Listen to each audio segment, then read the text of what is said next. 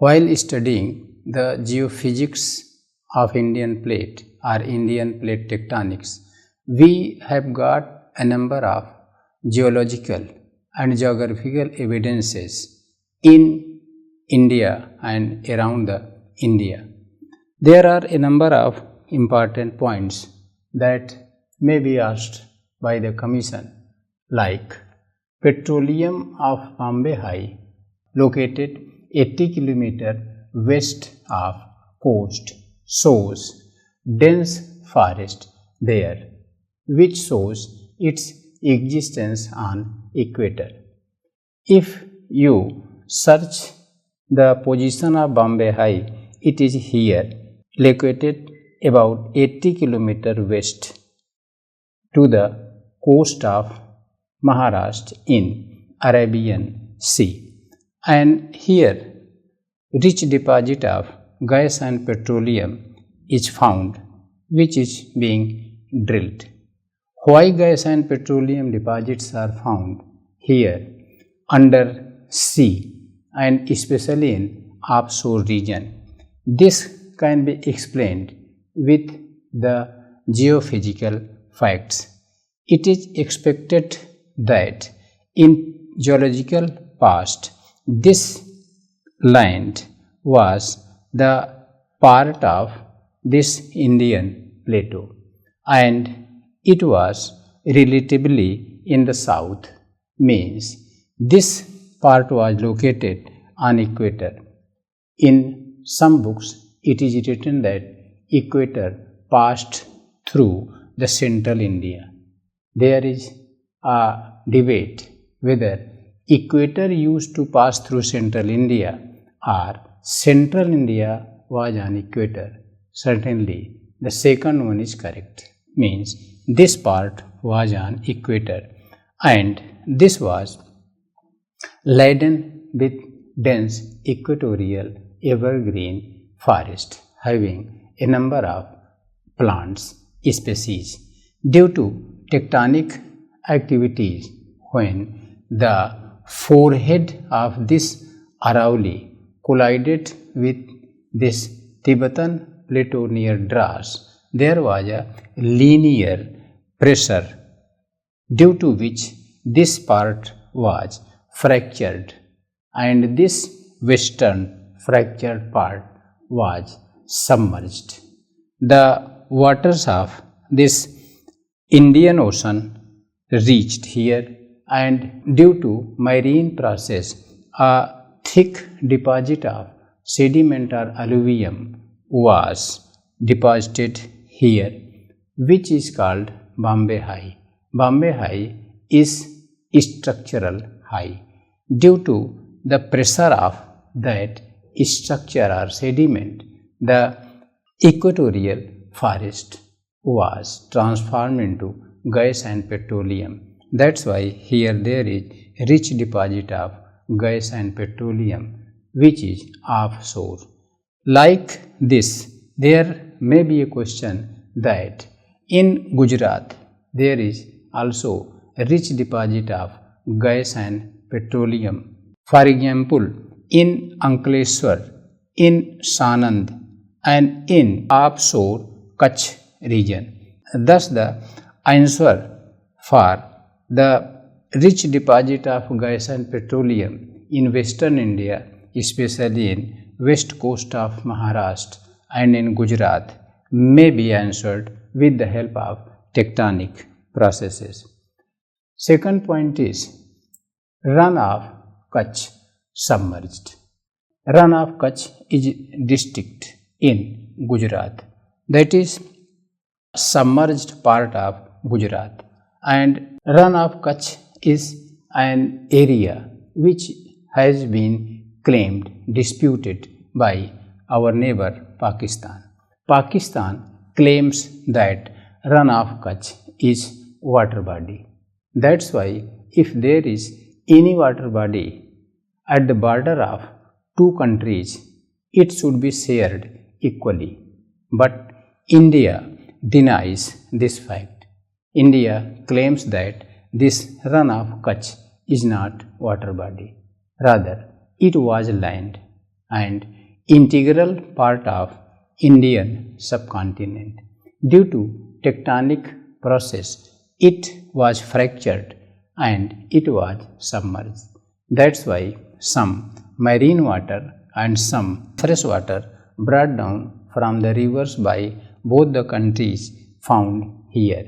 Thus, Run of Kutch is low-lying area having some land part, having some peaks and mounds. Thus, Run of Kutch was formed due to tectonic forces. As we know that when linear pressure was formed here, the southern part of Western Ghat mountain was raised, and due to Narmada and Tapti faults, it was fractured and it is one of the largest graben in the world, and due to it the Kathiawar and Kutch peninsula of Gujarat have been submerged. The third very important geophysical point is formation of Malda Web and lateritic soil there. If we search Malda, it is a district located in West Bengal, and if you see it here on the 3D topographical map, its position is here, and at present this Malda region has a thick deposit of alluvium brought down by the Brahmaputra and Ganga system.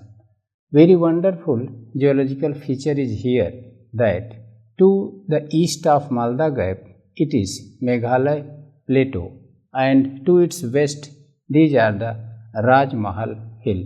The structures of both are the same.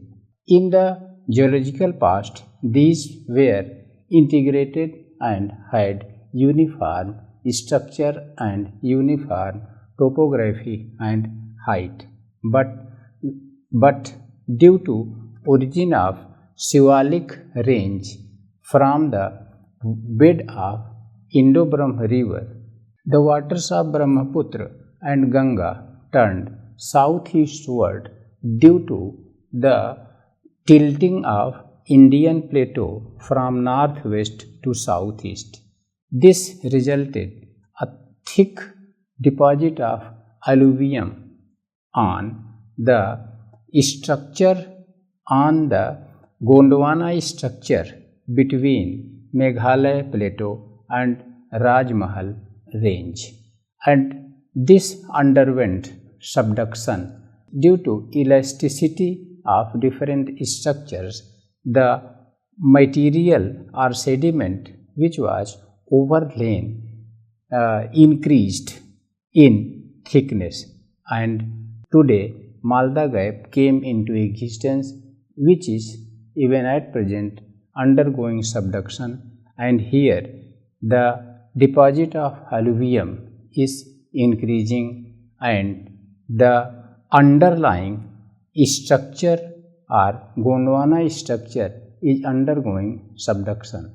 That's why here if we remove the alluvium, thick deposit of alluvium from Malda region, certainly we will get the underlying basal Gondwana structure resembling that to Meghalaya Plateau and Raj Mahal region. And if today there are lateritic structures on Meghalaya and Raj Mahal region, certainly that laterite will be found in Malda region if the alluvium is removed away from there. Thus, this fact also reveals the geophysical evidence of Indian plate. Next point is Meghalayan structure is like that of Chota Nagpur structure.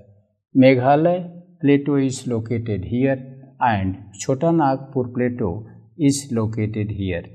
Both were the part of this Indian peninsula and Gondwana land, As we have discussed in the previous point that previously, before the formation of this Malda Gap and turning of Brahmaputra and Ganga system eastward, this Raj Mahal structure or range or plateau resembled with that of this Meghalaya. And as we have discussed that structurally and topographically these were uniform, and here was also a part of this structure.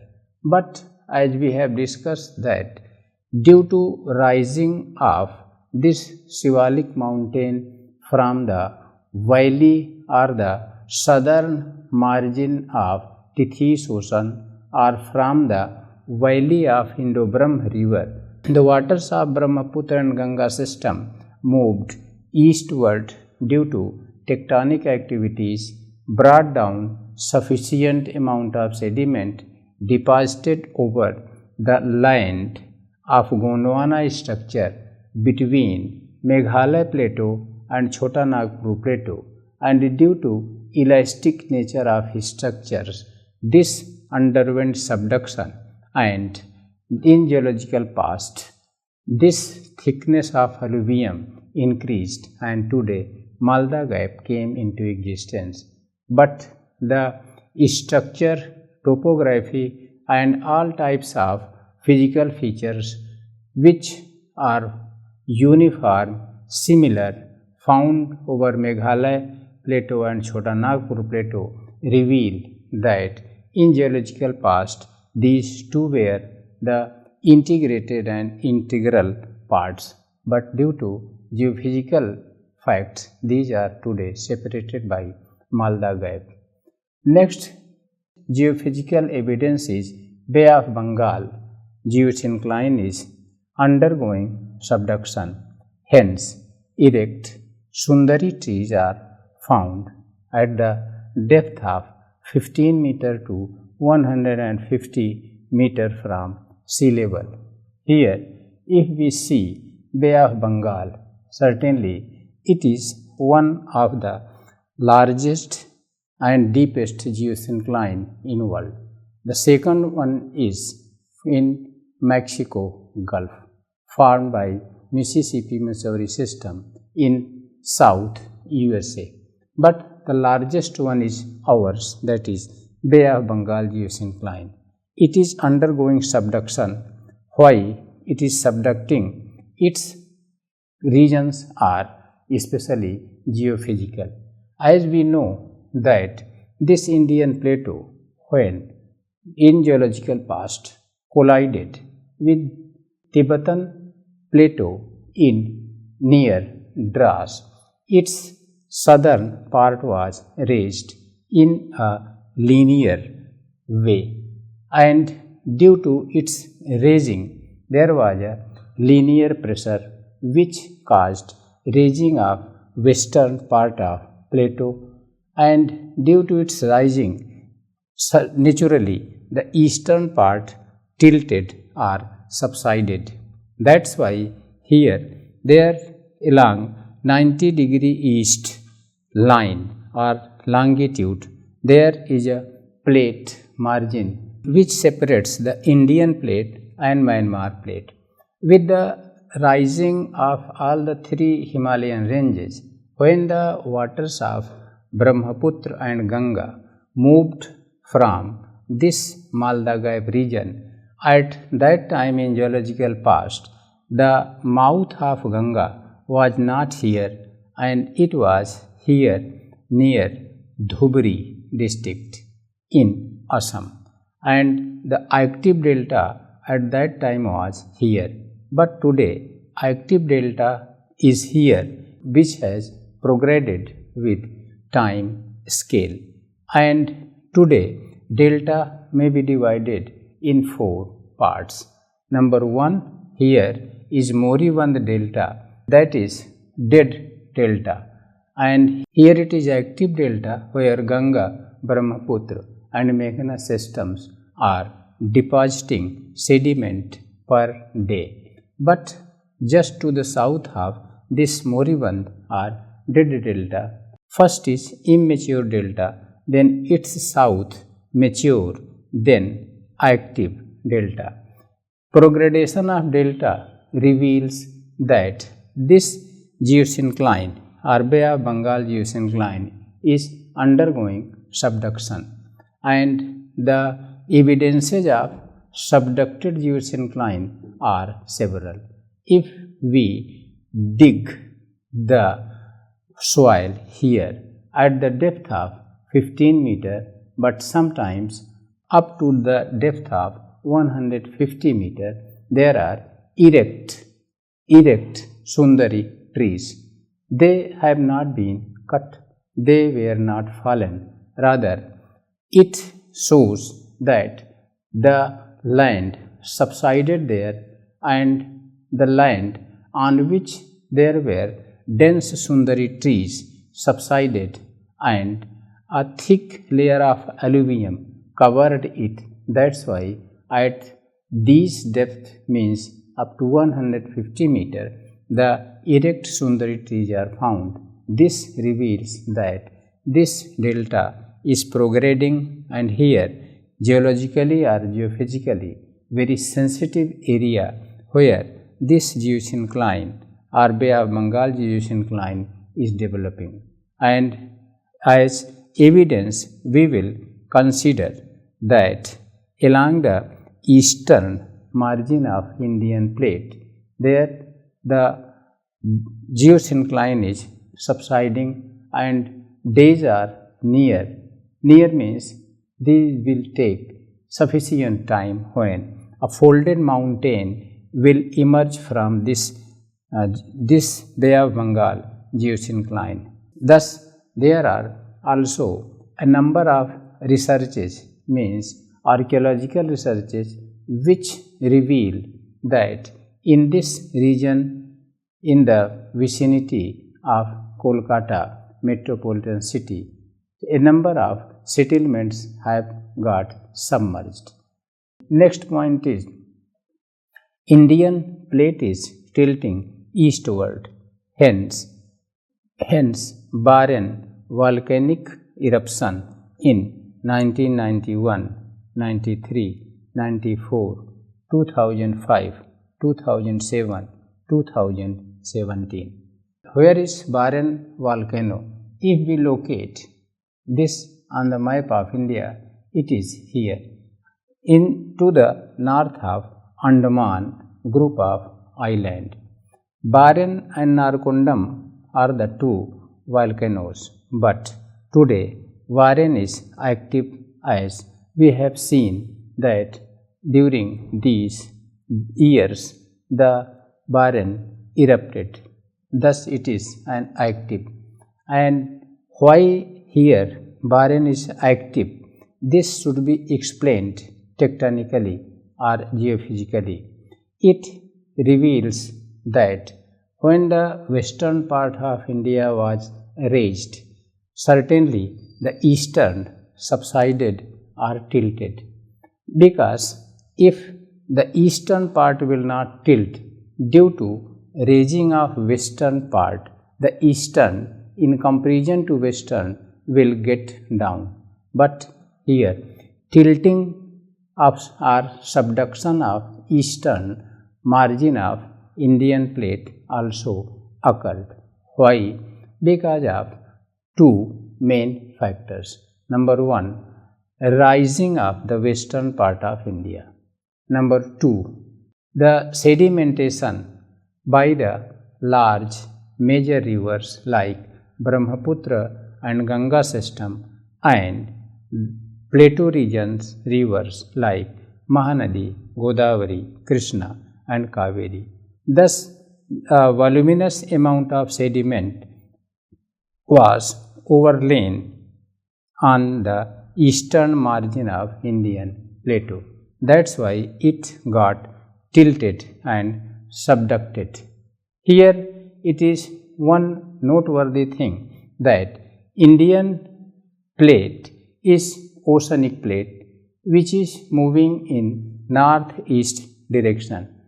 Contrary to to the northeast of it, here is Myanmar plate, which is of continental nature.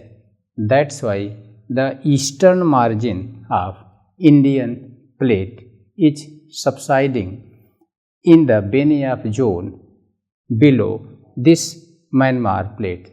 That's why along this 90-degree east ridge there is a destructive plate margin. Hence, this volcanic eruption taking place through central eruption.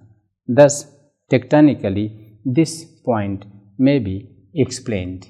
Next, geophysical evidence is east coast of India is subsiding at the rate of 1.2 millimeter per year. Gardner J.S. This is also a question may be asked by the commission that the east coast of India is subsiding at the rate of 1.2 millimeter per year, as explained by a number of geologists and geophysicists as J.S. Gardner and the Geophysical Survey of India, Bangalore, Geophysical Survey of India, China and other agencies. It means this eastern part is subsiding at 1.2 millimeter per year. But UPSC may have this type of question that explain that the sea level along the eastern coast of India is rising. It is correct. Number 2, the eastern coast of India is subsiding geologically or geophysically. It is also correct. So, which region may be ascribed to it?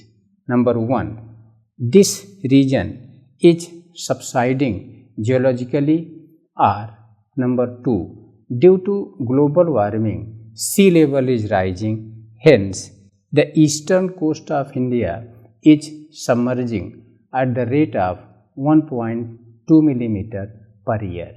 Then you may be in dilemma because both facts are true, geophysical fact as well as global warming. But you have to reach one final conclusion and you should say that it is global warming, sea level rising, which is global phenomena, and sea level rising has been studied at global level. Hence, the same factor means sea level rising is more evident here. And although the geological region is also true because the Sundari erect trees at the depth of 150 meter are also a geological botanical fact. But here global warming is the main thing. You may put logic for your idea, saying that although the western part of India is rising tectonically, if the eastern part is subsiding, the western part is rising. But in spite of the rising of western part, the sea level rising has been traced and recorded in the western part.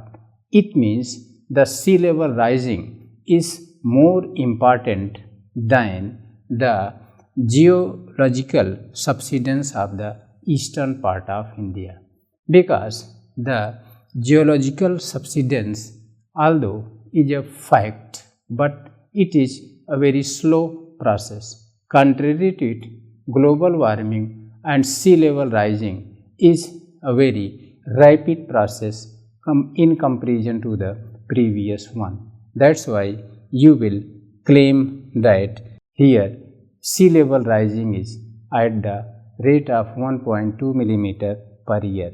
Next point is Himalayas are rising at the rate of 1.2 millimeter per year.